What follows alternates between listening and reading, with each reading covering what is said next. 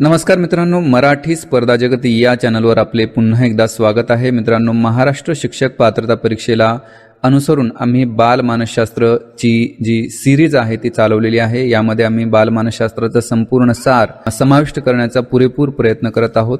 यातील first part आणि second part या दोन्हीलाही उत्तम असा प्रतिसाद मिळालेला आहे आणि म्हणूनच आम्ही तिसरा पार्ट सुद्धा तुमच्यासाठी घेऊन आलेलो आहोत आणि चौथा पार्टसाठी तुमच्यासाठी आम्ही तयार करत आहोत.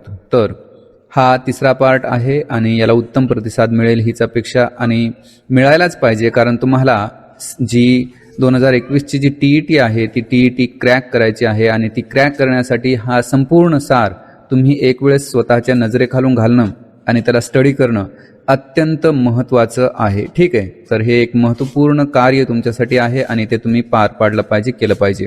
आणि जसे की मी म्हणतो की ही शेवटी तुमची मर्जी आहे, तुम्हाला काय करायचं आहे. यामध्ये कोणाचाही फायदा असला तरी निश्चितपणे यामध्ये तुमचा फायदा आहेच. ठीक आहे, तर हे एक चॅलेंज आहे आणि त्यासाठी तुम्हाला रेडी राहायचं आहे, कारण हा जरी सार असला तरी तो कसा आहे, क्वेश्चन आणि आन्सर स्वरूपामध्ये आहे. तर प्रत्येक प्रश्नाचं आन्सर गेस करण्याचा तुम्हाला पुरेपूर प्रयत्न करायचा आहे. तर अधिकचा वेळ न घालवता नेहमीप्रमाणे म्हणेल की जर तुम्हाला हा व्हिडिओ आवडला तर नक्की लाईक करा आणि जर तुम्हाला हा खूपच आवडला तर नक्की शेअर सुद्धा करा, कारण याचा तुम्हालाच नाही तर इतरांना सुद्धा फायदा झालाच पाहिजे. आणि जर तुम्ही या चॅनलवर नवीन असाल तर सबस्क्राईब करून घ्या आणि ऑल नोटिफिकेशनचा पर्याय निवडून बेल आयकनला ॲक्टिव्ह करा, म्हणजे तुम्ही आमच्या चॅनलशी जुळते व्हाल. चला तर स्टार्ट करूया. नवीन अनुभव घेत असताना पूर्वीचे अनुभव पुसट होऊन ते विसरले जातात, यास डॅश म्हणतात. काय म्हणतात? यालाच प्रतिगामी निरोधन असे म्हणतात. नवीन अनुभव घेत असताना पूर्वीचे अनुभव पुसट होऊन ते विसरले जाणे याला प्रतिगामी निरोधन म्हणतात. पुढचा प्रश्न, डॅश यांनी नवीनतेला जन्म देणारी एक क्षमता म्हणजे सर्जनशीलता होय अशी सर्जनशीलतेची व्याख्या केली. तर बॅरन यांनी अशा प्रकारची व्याख्या केली आहे. बॅरन यांच्या मते नवीनतेला जन्म देणारी एक क्षमता म्हणजे सर्जनशीलता होय. नवीन दृष्टिकोनातून वस्तूंची रचना करण्याची पद्धती, नवीन दृष्टिकोनातून वस्तूंची रचना करण्याची पद्धती म्हणजे सर्जनशीलता होय. ही सर्जनशीलतेची व्याख्या कोणी केली? तर ही व्याख्या ब्रुनर यांनी केलेली आहे. बघा, बॅरन यांनी काय म्हटलेलं आहे की नवीनतेला जन्म देणारी एक क्षमता, आणि ब्रुनर काय म्हणतात की नवीन दृष्टिकोनातून वस्तूंची रचना करण्याची पद्धती. पुढचा प्रश्न, एखाद्या व्यक्तीची आंतरव्यक्तीय कौशल्ये विकसित होण्यामागे डॅश बुद्धिमत्ता अत्यंत महत्त्वपूर्ण भूमिका निभावते.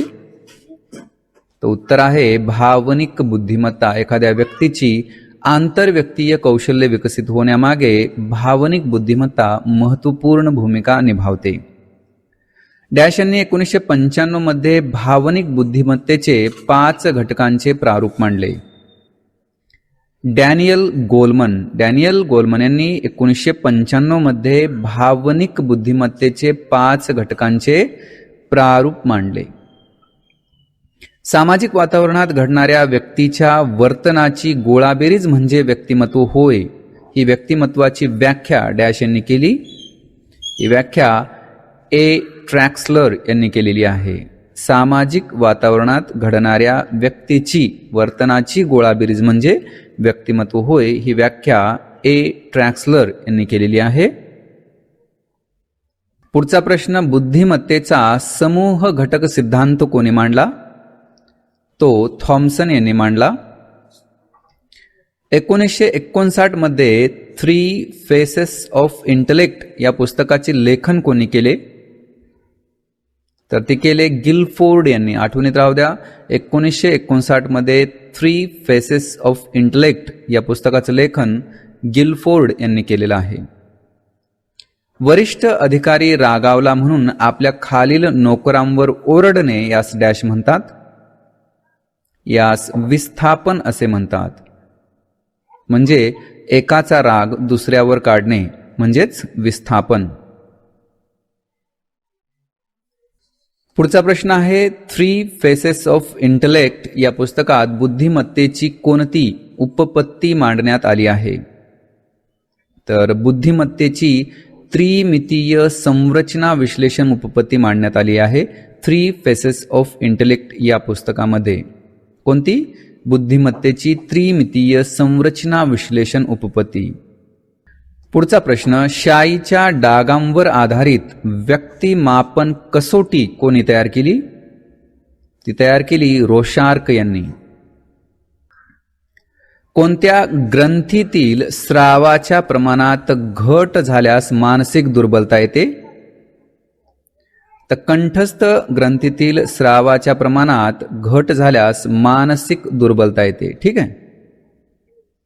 पुढचा प्रश्न, दिग्दर्शन पद्धती याविषयी विधाने पहा की विज्ञान विषयाच्या अध्यापनासाठी ही उपयोगी ठरते. या पद्धतीत विद्यार्थ्यांना प्रत्यक्ष प्रयोग करण्यास फारसा वाव मिळत नाही. या पद्धतीमुळे विद्यार्थ्यांच्या निरीक्षण क्षमतेचा विकास होतो. तर या दिग्दर्शन पद्धतीविषयी किंवा संबंधी जी विधाने दिलेली आहेत त्याविषयी तुमचं काय मत आहे? तर उत्तर आहे सर्व विधाने बरोबर आहेत. की दिग्दर्शन पद्धतीत विज्ञान विषयाच्या ही जी दिग्दर्शन पद्धती आहे ती विज्ञान विषयाच्या अध्यापनासाठी उपयोगी आहे.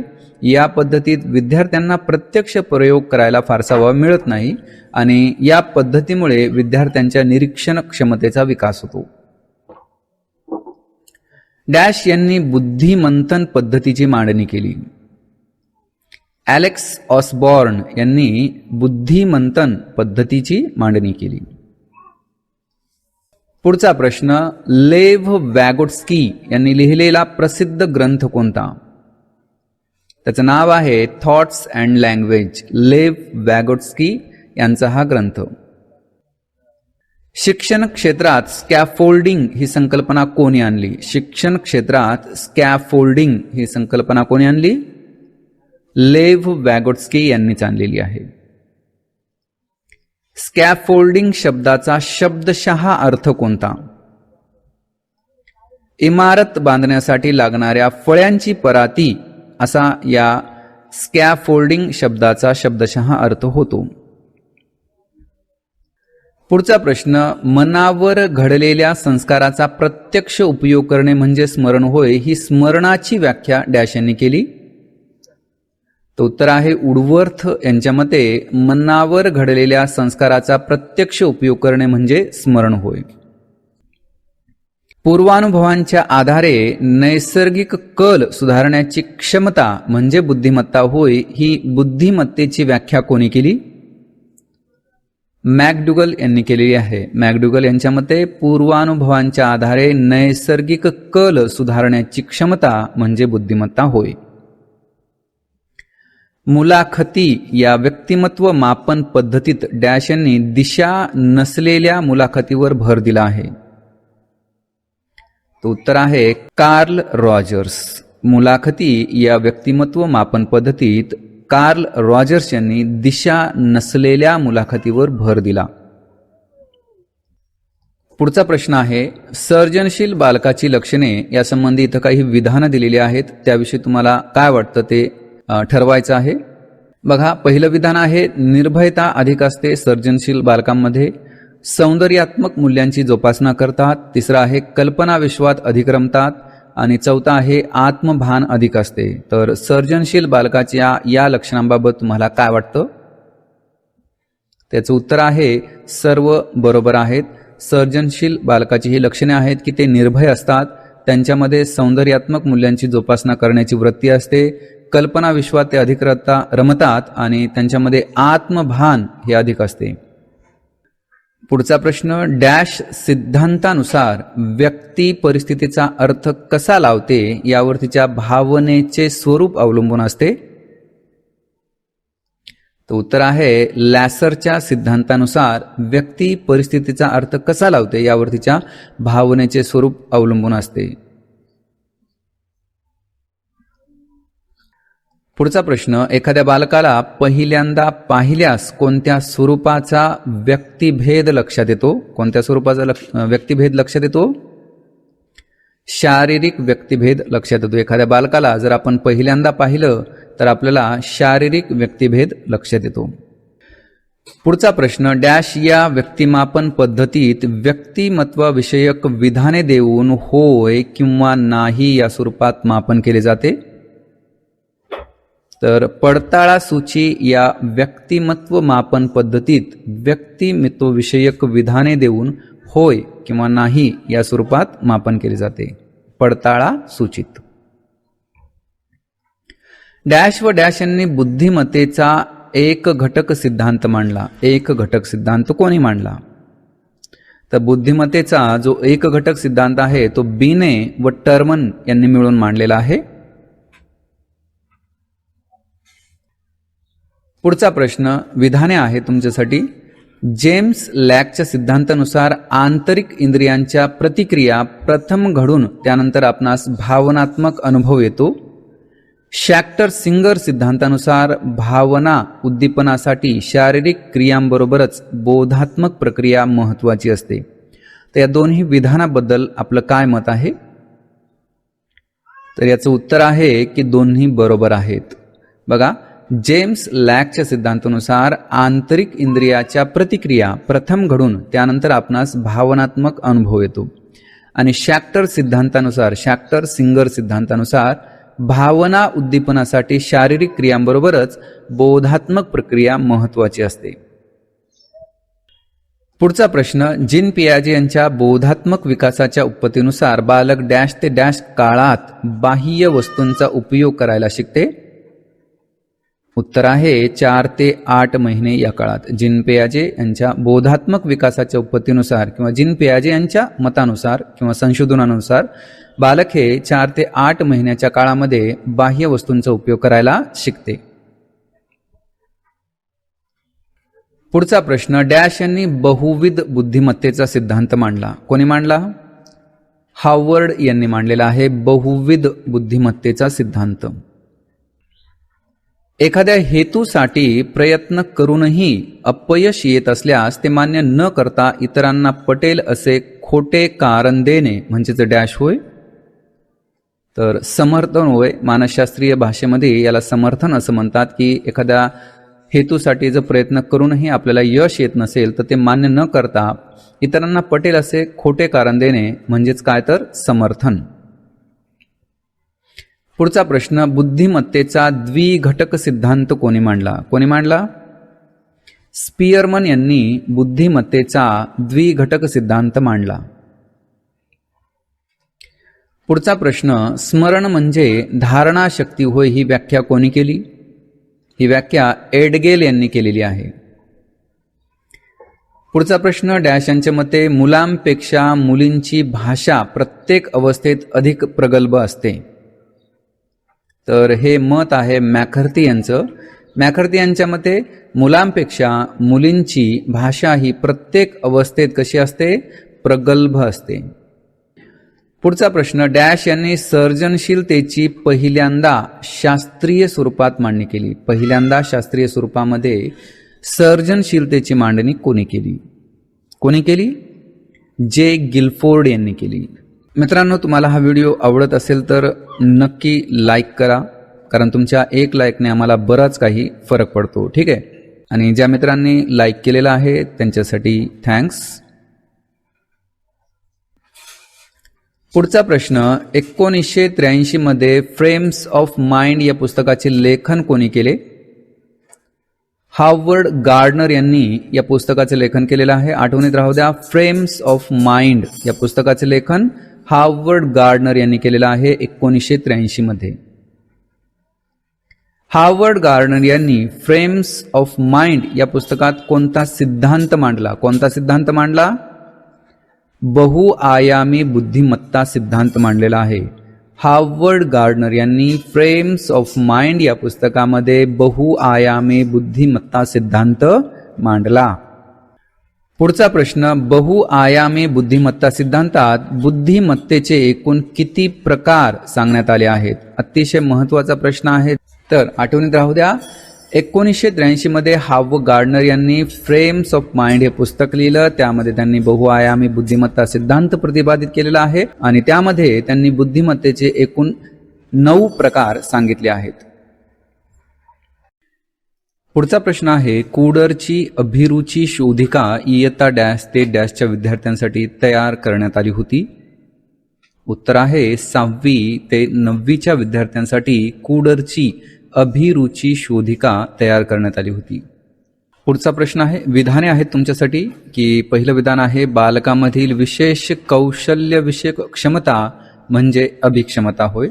आवड, छंद तसेच प्रशिक्षण यामुळे बालकात अभिक्षमता निर्माण होतात. तर या दोन्ही विधानाविषयी तुमचं काय मत आहे? उत्तर आहे दोन्ही विधाने बरोबर आहेत.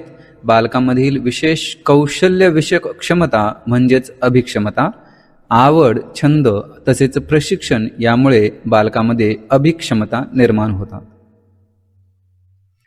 पुढचा प्रश्न आहे, भूतकाळात मिळालेल्या सुखद अनुभूतींना उजाळा देणे म्हणजे डॅश होय. काय होय? परागमन होय. मानसशास्त्रामध्ये याला परागमन असं म्हटलेलं आहे की भूतकाळामध्ये मिळालेले जे सुखद अनुभव असतात त्यांना आपण उजाळा देतो किंवा आठवणीत करतो किंवा कोणाला सांगतो, ती गोष्ट म्हणजेच काय तर परागमन. पुढचा प्रश्न, व्यक्तीचा जो स्थिर स्वरूपाचा मानसिक कल असतो त्यास काय म्हणतात? काय म्हणतात? त्याला अभिवृत्ती असे म्हणतात. ठीक आहे, व्यक्तीचा जो स्थिर स्वरूपाचा मानसिक कल असतो त्याला अभिवृत्ती म्हणतात. SI मॉडेल डॅशशी संबंधित आहे. कशाशी संबंधित आहे? बुद्धिमत्तेशी संबंधित आहे SI मॉडेल. पुढचा प्रश्न, स्फटिकमय किंवा त्रिकुट बुद्धिमत्तेचा सिद्धांत कोणी मांडला? स्टेनबर्ग यांनी मांडला. स्फटिकमय किंवा त्रिकुट बुद्धिमत्तेचा सिद्धांत स्टेनबर्ग यांनी मांडला. गिलफोर्ड यांनी सर्वप्रथम बुद्धिमत्तेचे एकूण किती पैलू सांगितले? 120 पैलू सांगितले. गिलफोर्ड यांनी सर्वप्रथम बुद्धिमत्तेचे एकूण 120 पैलू सांगितले. शरीर रचनेनुसार मेदप्रधान, अस्थिप्रधान, स्नायुप्रधान व मिश्र स्वभाव असे व्यक्तिमत्वाचे 4 प्रकार कोणी मांडले? ते मांडले क्रेशमर यांनी. शरीर रचनेनुसार मेदप्रधान, अस्थिप्रधान, स्नायुप्रधान, मिश्र स्वभाव हे व्यक्तिमत्वाचे 4 प्रकार क्रेशमर यांनी मांडले. पुढचा प्रश्न, डॅश यांच्या मते 2 महिन्यांचे बालक प्रौढांच्या आवाजातील नादात झालेला फरक ओळखते. कोणाच्या मते? बुहलर यांच्या मते 2 महिन्यांचे जे बालक आहे ते प्रौढांच्या आवाजातील जो नाद असतो त्यातील फरक ओळखते. भावनेला इंग्रजीमध्ये इमोशन म्हणतात. इमोशन हा शब्द कोणत्या लॅटिन शब्दापासून तयार झाला आहे? हा शब्द इमोव्हर या शब्दापासून झालेला आहे. हा लॅटिन शब्द आहे आणि हा इमोशन जो शब्द आहे तो इंग्रजी आहे. या इमोव्हर पासून इमोशन हा शब्द तयार झालेला आहे, ज्याला मराठीमध्ये भावना असे म्हणतात. लेव वॅगोट्स्की हे कोणत्या देशाचे मानसशास्त्रज्ञ होते? इझी क्वेश्चन्स नेहमी आपल्याला क्रिटिकल बनतात, त्याच्यामुळं हे साधारण प्रश्न आपणास पाठ असणं गरजेचं असतं. म्हणून लेव वॅगोट्स्की हे कोणत्या देशाचे मानसशास्त्रज्ञ होते हे आपल्याला माहीत असायला हवं. तर कोणत्या देशाचे होते? रशिया या देशाचे ते होते, लेव वॅगोट्स्की. पुढचा प्रश्न, डॅश या देशाचे जीन पियाजे यांना 20व्या शतकातील सर्वश्रेष्ठ मानसशास्त्रज्ञ मानले जाते. तर ते कोणत्या देशाचे होते? स्वित्झर्लंड या देशाचे ते होते, जीन पियाजे, ज्यांना 20व्या शतकातील सर्वश्रेष्ठ बाल मानसशास्त्रज्ञ मानलं जातं. पुढचा प्रश्न, जीन पियाजे यांनी लिहिलेली महत्त्वपूर्ण पुस्तके. ठीक आहे, तर जीन पियाजे हे एक महत्त्वपूर्ण नाव आहे, कारण 20व्या शतकातील एक सर्वश्रेष्ठ बालशास्त्रज्ञ म्हणून त्यांची ओळख आहे. तर त्या दृष्टीने जीन पियाजे यांनी जी लिहिलेली पुस्तके आहेत बाल मानसशास्त्रासंबंधी, ती सर्व पुस्तकं आपल्याला चांगली माहीत असणं गरजेचं आहे. त्यांची नावं तुम्हाला माहीत असणं गरजेचं आहे. तर बघा, पहिलं पुस्तक आहे language and thought of the child. दुसरं पुस्तक आहे origin and intelligence of the child. तिसरं पुस्तक आहे construction and reality in the child. चौथं पुस्तक आहे play, dreams and limitation in childhood. आणि 5वं पुस्तक आहे moral judgement of the child. ठीक आहे, तर ही 5 पुस्तके जीन पियाजे यांची आहेत, अतिशय महत्त्वपूर्ण आहेत. यावर एकतरी प्रश्न विचारला जाऊ शकतो, नाकारता येत नाही. तर पुन्हा एकदा आपण या पुस्तकांची नावं रीड करून घेऊ. Language and thought of the child, origin and the intelligence of the child, construction and reality in the child, play, dreams and limitation in childhood. आणि 5वं पुस्तक आहे moral judgement of the child. पुढचा प्रश्न आहे, Bruce Joyce व मार्शा will यांनी अध्यापन प्रतिमानांचे उद्दिष्टानुसार डॅश प्रकारात वर्गीकरण केले. उत्तर आहे 24 प्रकारामध्ये वर्गीकरण केले. ब्रूस जॉईस व मार्शा विल यांनी अध्यापन प्रतिमानांचे उद्दिष्टानुसार 24 प्रकारामध्ये काय केलेलं आहे, वर्गीकरण केलेलं आहे.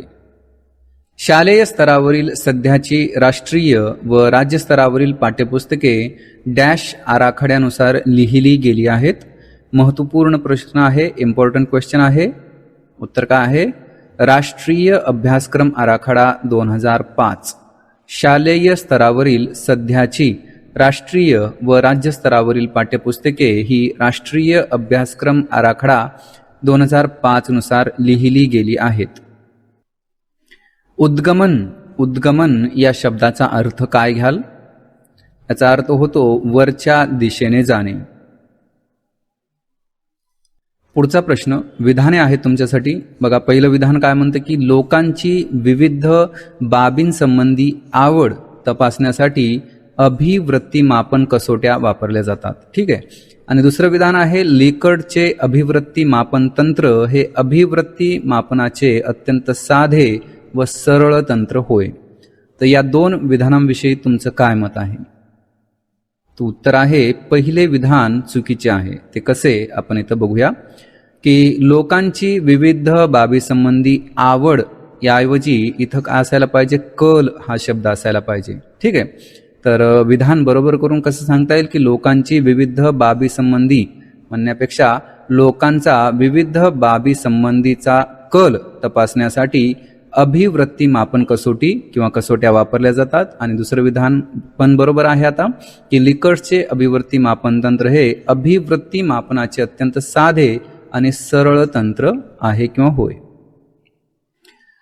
पुढचा प्रश्न आहे, बाल केंद्रित शिक्षण म्हणजे बाल स्वातंत्र्याची शिक्षण योजना होय. ही बाल केंद्रित शिक्षणाची व्याख्या डॅश यांनी केली. कोणी केली? ही व्याख्या रुसो यांनी केलेली आहे. बाल केंद्रित शिक्षण म्हणजे बाल स्वातंत्र्याची शिक्षण योजना होय. ही व्याख्या रुसो यांनी केलेली आहे. पुढचा प्रश्न आहे, शांती निकेतनच्या माध्यमातून बाल केंद्रित शिक्षण प्रत्यक्षात उतरविण्याचे कार्य डॅश यांनी केले. कोणी केले? रवींद्रनाथ टागोर यांनी शांती निकेतनची स्थापना केली आणि बाल केंद्रित शिक्षण प्रत्यक्षात उतरविण्याचे कार्य यशस्वीरित्या पार पाडले.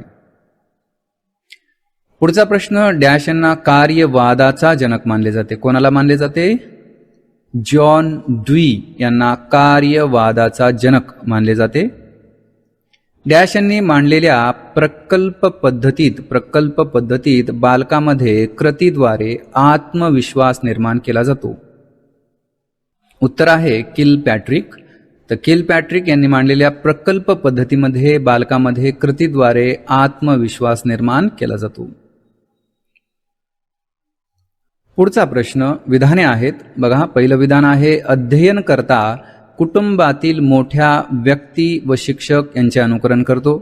दुसरं विधान आहे, अध्ययनकर्ता कोणतीही माहिती स्मृतीमध्ये ठेवताना त्याचा पूर्वानुभवांशी संबंध जोडतो.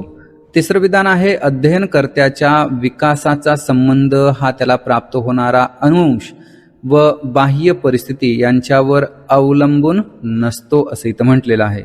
तर या 3 विधानाबाबत तुमचं काय मत आहे? उत्तर आहे तिसरे विधान चुकीचे आहे. तिसरं विधान काय आहे? चुकीचं आहे. पहिलं विधान बरोबर आहे की अध्ययनकर्ता कुटुंबातील मोठ्या व्यक्ती शिक्षक यांचे अनुकरण करतो. दुसरं विधान पण बरोबर आहे की अध्ययनकर्ता कोणतीही माहिती स्मृतीमध्ये ठेवताना त्याचा पूर्वानुभवांशी संबंध जोडतो. परंतु तिसरं विधान जे म्हणतं की अध्ययनकर्त्याच्या विकासाचा संबंध हा त्याला प्राप्त होणारा अनुवंश व बाह्य परिस्थिती यांच्यावर अवलंबून नसतो. तर या ठिकाणी आपल्याला हा जो नसतो शब्द आहे तो काढून तिथे काय करावं लागेल? असतो असं लिहावं लागेल. ठीक आहे. तर आता हे विधान बरोबर झालं की अध्ययनकर्त्याच्या विकासाचा संबंध हा त्याला प्राप्त होणारा अनुवंश व बाह्य परिस्थिती यांच्यावर अवलंबून असतो. पुढचा प्रश्न, डॅश व डॅश यांनी अध्यापन प्रतिमानांचे प्रमुख 4 प्रकार मांडले. कोणी मांडले? तर उत्तर आहे ब्रूस जॉइस व मार्शा विल यांनी. ठीक आहे. पुढचा प्रश्न आहे, विधाने आहेत तुमच्यासाठी. पहिलं विधान बघा की वर्तनाला विशिष्ट वळण देण्यासाठी प्रशिक्षणाचा उपयोग केला जातो. दुसरं विधान आहे, विद्यार्थ्यांमध्ये नियोजितरित्या ज्ञान व माहितीच्या संक्रमणासाठी अनुदेशन उपयुक्त ठरते. तिसरं विधान आहे, विद्यार्थ्यांमध्ये मूल्ये, श्रद्धा आणि स्थिर भाव निर्माण करण्यास संस्करण पद्धती उपयुक्त ठरते. तर या तीनही विधानाबाबत तुमचं मत काय आहे?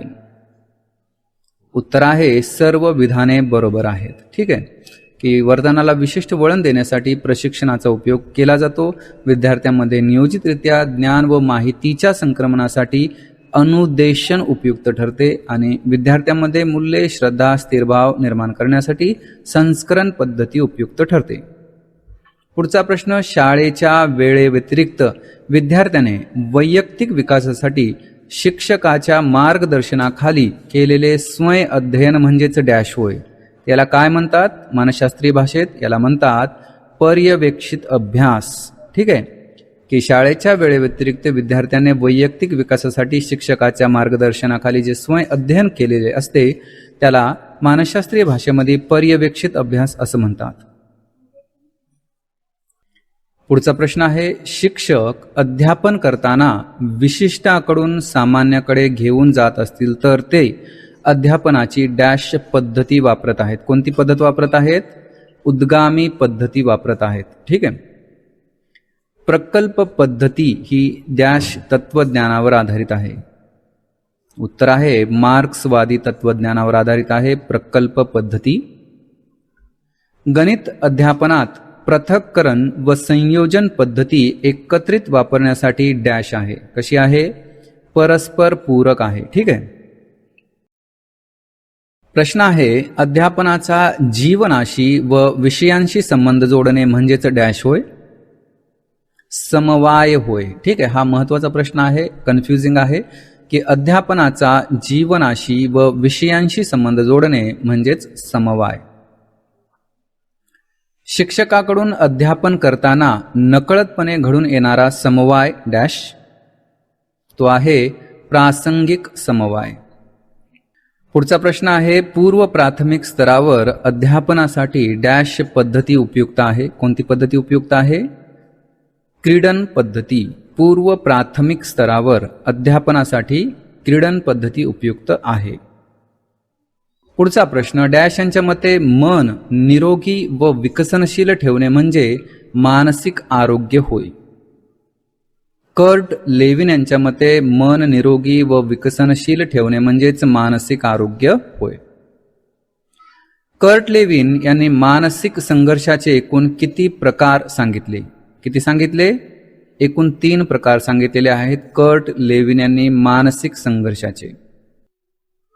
डॅश यांनी स्वयंशोधन पद्धतीची मांडणी केली. कोणी केली? हेनरी आर्मस्ट्रॉंग यांनी. हेनरी आर्मस्ट्रॉंग यांनी स्वयंशोधन पद्धतीची मांडणी केली. पुढचा प्रश्न, the school and society, democracy and education, experience and education ही पुस्तके कोणी लिहिली? कोणी लिहिली? जॉन ड्यूई यांनी ही पुस्तके लिहिली आहेत. The school and society, democracy and education, experience and education. पुढचा प्रश्न, समस्या मांडणी, प्रयोग, माहिती संकलन, त्यानंतर समस्या सोडवणूक आणि त्यानंतर निष्कर्ष मांडणी हा स्वयंशोधन पद्धतीचा क्रम बरोबर आहे का? बरोबर आहे का? समस्या मांडणी, प्रयोग, माहिती संकलन, समस्या सोडवणूक आणि शेवटी निष्कर्ष मांडणी. बरोबर वाटतं का तुम्हाला? तो उत्तर आहे नाही.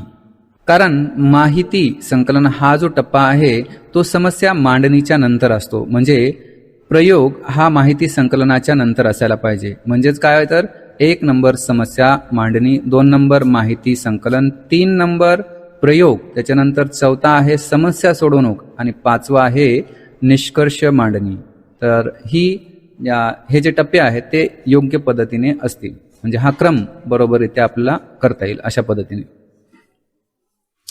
पुढचा प्रश्न आहे की रॉजर बेकन यांनी डॅश अध्ययन पद्धतीची मांडणी केली. कोणत्या अध्ययन पद्धतीची मांडणी केली रॉजर बेकननी? उद्गामी अध्ययन पद्धती. कोणती? उद्गामी अध्ययन पद्धतीची मांडणी ही रॉजर बेकन यांनी केली. बघा प्रश्न आहे, शिक्षकांना अध्यापनातील नवीन विचार प्रवाहांची माहिती होण्यासाठी डॅश वर्ग उपयुक्त ठरतात. उत्तर आहे उद्बोधन वर्ग उपयुक्त ठरतात. पुढचा प्रश्न आहे, प्राथमिक स्तरावर विद्यार्थ्यांचा आकलन स्तर लक्षात घेता भाषा विषयाचे व्याकरण व गणिताच्या अध्यापनात डॅश पद्धतीने सुरुवात तर शेवट हा डॅश पद्धतीने करावा. उत्तर आहे उद्गामी अवगामी. ठीक आहे, उद्गामी अवगामी. प्राथमिक स्तरावर विद्यार्थ्यांचा आकलन स्तर लक्षात घेता भाषा विषयाचे व्याकरण व गणिताच्या अध्यापनात उद्गामी पद्धतीने सुरुवात आणि शेवट अवगामी पद्धतीने करावा. पुढचा प्रश्न, डाल्टन अध्यापन पद्धतीविषयी इथं 2 विधानं दिलेली आहेत. बघा की ही पद्धती हेल पार्क हर्स्ट यांनी मांडली आणि यात विद्यार्थ्यांनी स्व अभिरुचीतून शिक्षण घेणे अपेक्षित आहे. या 2 विधानाबाबत तुम्हाला काय वाटतं? उत्तर आहे दोन्ही विधाने बरोबर आहेत की ही पद्धती हेल पार्क हर्स्ट यांनी मांडली आणि यात विद्यार्थ्यांनी स्व अभिरुचीतून शिक्षण घेणे अपेक्षित आहे. पुढचा प्रश्न की महाराष्ट्र राज्य पाठ्यपुस्तक निर्मिती व अभ्यासक्रम संशोधन मंडळ हे इयत्ता डॅश ते डॅश पर्यंतची पाठ्यपुस्तके तयार करते किंवा करतात. तर याचं उत्तर काय आहे? 1ली ते 8वी पर्यंतची पुस्तके महाराष्ट्र राज्य पाठ्यपुस्तक निर्मिती व अभ्यासक्रम संशोधन मंडळ तयार करते. पुढचा प्रश्न, विद्यार्थ्यांत विविध विषयाच्या अनुषंगाने आढळणाऱ्या उणिवांचा शोध घेण्यासाठी शिक्षकांना डॅश चाचण्या उपयुक्त ठरतात. उत्तर आहे नैदानिक चाचण्या. पुढचा प्रश्न, डाल्टन अध्यापन पद्धतीचे मुख्य तत्व कोणते? डाल्टन अध्यापन पद्धतीचे मुख्य तत्व स्वयं अध्ययन. पुढचा प्रश्न, स्वयं कृतीतून स्वयं विकास हे कोणत्या अध्यापन पद्धतीचे मुख्य तत्व आहे? कोणत्या? उत्तर आहे मॉन्टेसरी अध्यापन पद्धतीत स्वयं कृतीतून स्वयं विकास साधने हे मुख्य तत्व आहे मॉन्टेसरी अध्यापन पद्धतीचे. पुढचा प्रश्न, प्रगतिशील शिक्षण संकल्पनेचा उगम डॅश यांनी मांडलेल्या कार्यवादी विचारसरणीतून झाला. उत्तर आहे जॉन ड्यूई यांनी कार्यवादी विचारसरणी मांडलेली आहे आणि त्यातूनच प्रगतिशील शिक्षण ही संकल्पना पुढे आली. पुढचा प्रश्न, डॅश अध्यापन पद्धती उद्गामी पद्धतीच्या उलट पद्धती आहे. एकदम उलट पद्धती आहे. कोणती पद्धती आहे उद्गामी पद्धतीच्या उलट? ती आहे अवगामी अध्यापन पद्धती. अवगामी अध्यापन पद्धतीची मांडणी डॅश यांनी केली. कोणी केली? उत्तर आहे एरिस्टॉटल यांनी केलेली आहे. अवगामी अध्यापन पद्धतीची मांडणी एरिस्टॉटल यांनी केली. पुढचा प्रश्न, गणित विषयातील सूत्रांची तपासणी करण्यासाठी डॅश अध्यापन पद्धती उपयुक्त ठरते. कोणती? अवगामी अध्यापन पद्धती ही गणित विषयातील सूत्रांची तपासणी करण्यासाठी उपयुक्त ठरते. पृथक्करण पद्धती अध्यापनाच्या कोणत्या सूत्रावर आधारित आहे? पृथक्करण पद्धती अध्यापनाच्या कोणत्या सूत्रावर आधारित आहे? अज्ञाताकडून ज्ञाताकडे. अध्यापनाची संयोजन पद्धती डॅश या अध्यापन सूत्रावर आधारित आहे. उत्तर आहे ज्ञाताकडून अज्ञाताकडे.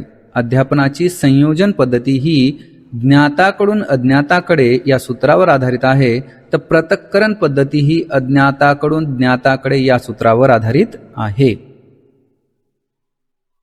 पुढचा प्रश्न, विद्यार्थ्यांच्या विशिष्ट क्षमता विकसित करण्यासाठी जो अध्यापन विषयक आराखडा तयार करण्यात आला आहे त्यास डॅश म्हणतात. काय म्हणतात? त्याला अध्यापन प्रतिमाने असे म्हणतात. आठवणीत राहू द्या की अध्यापन प्रतिमाने म्हणजे काय, तर विद्यार्थ्यांच्या विशिष्ट क्षमता विकसित करण्यासाठी जो अध्यापन विषयक आराखडा तयार करण्यात आलेला आहे त्यालाच अध्यापन प्रतिमाने म्हणतात. इयत्ता पहिलीच्या वर्गात विविध विषय शिकवताना देण्यात येणारी उदाहरणे ही डॅश असावीत. इयत्ता पहिलीच्या वर्गात विविध विषय शिकवताना देण्यात येणारी उदाहरणे ही कशी असावीत? ती मूर्त स्वरूपाची असावीत. अध्यापनाची डॅश पद्धती प्रश्न पद्धतीवर आधारित आहे. कोणती अध्यापनाची पद्धती ही प्रश्न पद्धतीवर आधारित आहे? ती आहे पृथक्करण पद्धती. तर अध्यापन प्रतिमानाविषयी आपण जाणून घेऊया. बघा, अध्यापन प्रतिमाने म्हणजे अध्यापन विषयक विचारांची पद्धती किंवा संशोधनाचा आकृतिबंध होय, अशी व्याख्या अध्यापन प्रतिमानाची एल गेज यांनी केलेली आहे. अध्यापन प्रतिमाने म्हणजे अध्यापन विषयक विचारांची पद्धती किंवा संशोधनाचा आकृतिबंध होय. दुसरी व्याख्या, अध्यापनावरील संशोधनासाठी महत्त्वपूर्ण मार्गदर्शन करणारा संशोधकांचा सर्वसामान्य परंतु प्रभावकारी विशिष्ट दृष्टिकोन म्हणजे अध्यापन प्रतिमान होय, अशा प्रकारची व्याख्या नथॉल व स्नूक यांनी केलेली आहे. मित्रांनो, आता आपण अध्यापन प्रतिमानांचे वर्गीकरण अभ्यासू. यामध्ये जे बालमानसशास्त्रज्ञांनी अध्यापन प्रतिमानाचे प्रकार मांडलेले आहेत त्यांना वर्गीकृत करण्यात आलेलं आहे आणि त्यातीलच एक महत्त्वाचा प्रकार आहे ज्ञान प्रक्रियाकरण प्रतिमाने.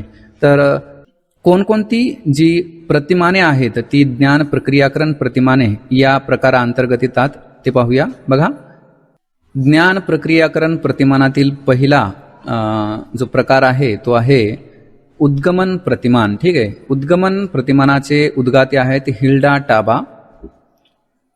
पृच्छा प्रशिक्षण प्रतिमानचे उद्गाते आहेत रिचर्ड सचमन. वैज्ञानिक पृच्छा प्रतिमानाचे उद्गाते आहेत जोसेफ सचवाब. संबोध प्राप्ती प्रतिमानाचे उद्गाते आहेत जेरॉम ब्रुनर. बोधात्मक विकास प्रतिमानाचे उद्गाते आहेत जीन पियाजे. अग्रत संघटन प्रतिमानाचे उद्गाते आहेत डेव्हिड. आणि स्मरणशक्ती प्रतिमानाचे उद्गाते आहेत जेरी व त्यांचे सहकारी.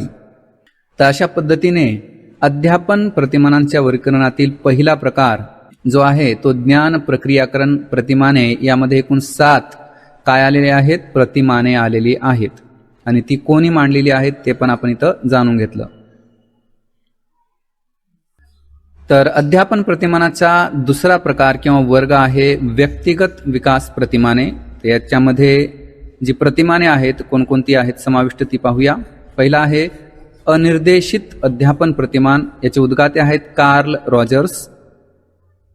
जाणीव जागृती प्रतिमानाचे उद्गाते आहेत पर्ल.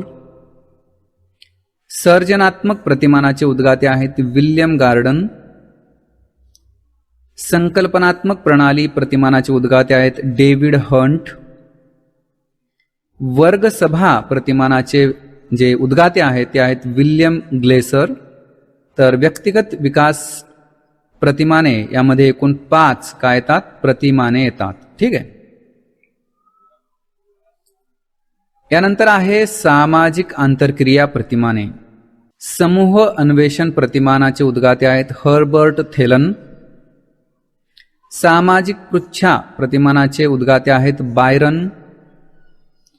प्रयोगशाळा पद्धती प्रतिमानाचे उद्गाते आहेत बेथेल माइन. न्यायतत्व शास्त्रीय प्रतिमानाचे उद्गाते आहेत डोनाल्ड ऑलिव्हर व त्यांचे सहकारी. भूमिका पालन प्रतिमानाचे उद्गाते आहेत जॉर्ज शेफल. आणि 6वा आहे सामाजिक अभिरूपता प्रतिमानाचे उद्गाते आहेत बुकॉक व गुल्झेनॉव्ह. ठीक आहे. तर सामाजिक अंतरक्रिया प्रतिमानामध्ये एकूण किती प्रतिमाने समाविष्ट आहेत? 6. यानंतर आहे वर्तन परिवर्तन प्रतिमाने. पहिला आहे संभवनीयता व्यवस्थापन प्रतिमान. याचे उद्गाते आहेत स्किनर व त्यांचे सहकारी. दुसरा आहे आत्मनियंत्रित शैथिल्य प्रतिमान. याचे पण उद्गाते आहेत स्किनर आणि त्यांचे सहकारी. मानसिक तणाव कपातीकरण प्रतिमानाचे उद्गाते आहेत ओल्प व इतर म्हणजे सहकारी. आत्मविश्वास प्रशिक्षण प्रतिमानाचे उद्गाते आहेत ओल्प आणि त्यांचे सहकारी. निसर्ग वेदन क्षमता प्रतिमानाचे उद्गाते पण ओल्प आणि त्यांचे सहकारी आहेत. आणि प्रत्यक्ष प्रशिक्षण प्रतिमानाचे उद्गाते आहेत गॅगने व त्यांचे सहकारी. आठवणीत ठेवा की संभवनीयता व्यवस्थापन आणि आत्मनियंत्रित शैथिल्य या दोन प्रतिमानांचे जे उद्गाते आहेत ते कोण आहेत? स्किनर आणि त्यांचे सहकारी. तर मानसिक तणाव कपातीकरण, आत्मविश्वास प्रशिक्षण आणि निसर्ग वेदन क्षमता या प्रतिमानांचे जे उद्गाते आहेत ते वोल्फ आणि त्यांचे सहकारी आहेत.